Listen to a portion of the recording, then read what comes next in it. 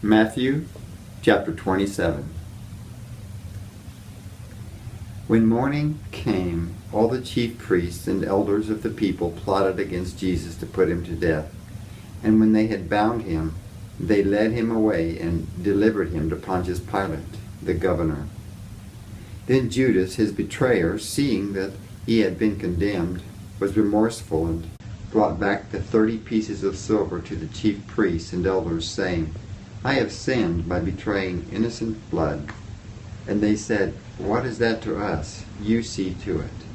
Then he threw down the pieces of silver in the temple and departed, and went and hanged himself. But the chief priests took the silver pieces and said, It is not lawful to put them into the treasury, because they are the price of blood.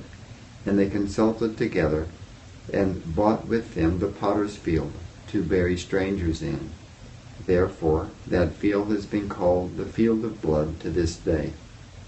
Then was fulfilled what was spoken by Jeremiah the prophet, saying, And they took the 30 pieces of silver, the value of him who was priced, whom they of the children of Israel priced, and gave them for the potter's field, as the Lord directed me. Now Jesus stood before the governor, and the governor asked him, saying, Are you the king of the Jews? Jesus said to him, It is as you say. And while he was being accused by the chief priests and elders, he answered nothing. Then Pilate said to him, Do you not hear how many things they testify against you? But he answered him not one word, so that the governor marveled greatly. Now at the feast the governor was accustomed to releasing to the multitude one prisoner whom they wished. And at that time they had a notorious prisoner called Barabbas. Therefore, when they had gathered together, Pilate said to them, Whom do you want me to release to you, Barabbas or Jesus, who is called Christ? For he knew that they had handed him over because of envy. While he was sitting on the judgment seat, his wife sent to him, saying, Have nothing to do with that just man, for I have suffered many things today in a dream because of him. But the chief priests and elders persuaded the multitudes that they should ask for Barabbas and destroy Jesus. The governor asked and said to them, Which of the two do you want me to release to you? They said, Barabbas. Pilate said to them, What then shall I do with Jesus, who is called Christ? They all said to him, Let him be crucified. Then the governor said, Why, what evil has he done?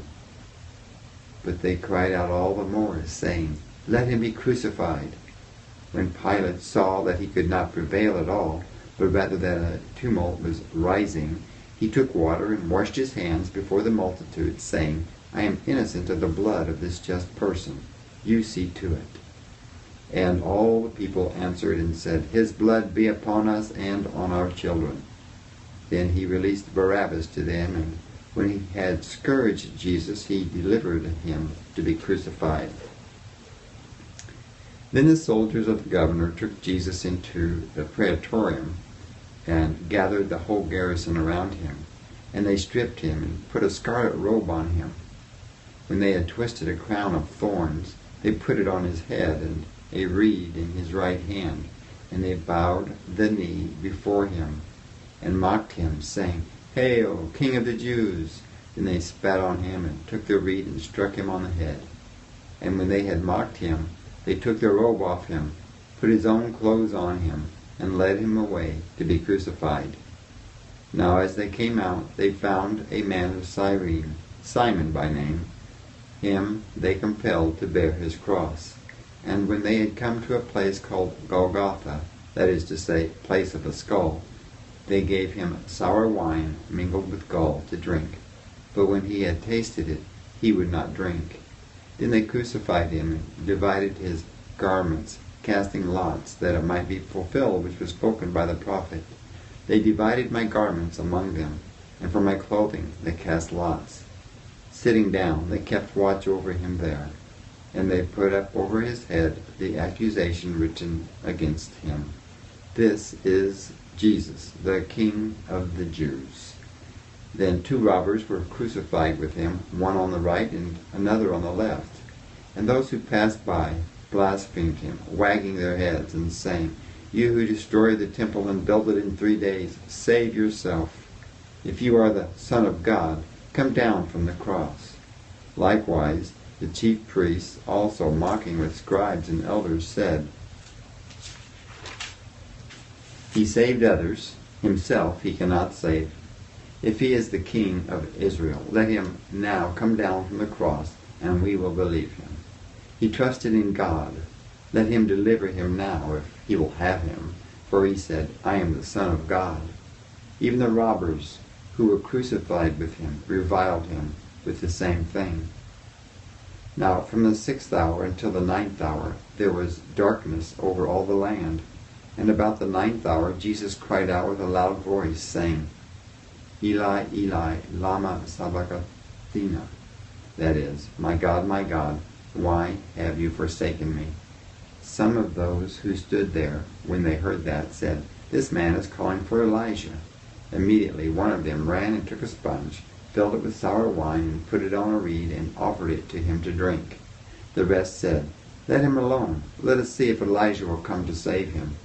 And Jesus cried out again with a loud voice, and yielded up his spirit.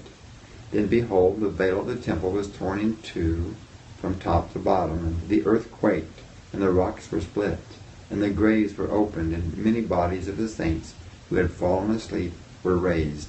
And coming out of the graves after his resurrection, they went into the holy city and appeared to many.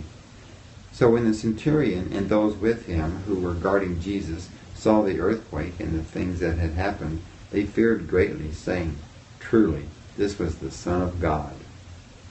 And many women who followed Jesus from Galilee, ministering to him, were there looking on from afar, among whom were Mary Magdalene, Mary the mother of James and Joseph, and the mother of Zebedee's sons. Now when evening had come, there came a rich man from Arimathea, named Joseph, who himself had also become a disciple of Jesus. This man went to Pilate and asked for the body of Jesus. Then Pilate commanded the body to be given to him. When Joseph had taken the body, he wrapped it in a clean linen cloth, and laid it in his new tomb, which he had hewn out of the rock. And he rolled a large stone against the door of the tomb, and departed. And Mary Magdalene was there, and the other Mary, sitting opposite the tomb. On the next day, which followed the day of preparation, the chief priests and Pharisees gathered together to Pilate, saying, "Sir, we remember, while he was still alive, how that deceiver said, 'After 3 days I will rise.' Therefore, command that the tomb be made secure until the 3rd day, lest his disciples come by night and steal him away, and say to the people, 'He has risen from the dead.' So the last deception will be worse than the first." Pilate said to them, "You have a guard. Go your way, make it as secure as you know how." So they went and made the tomb secure, sealing the stone and setting the guard.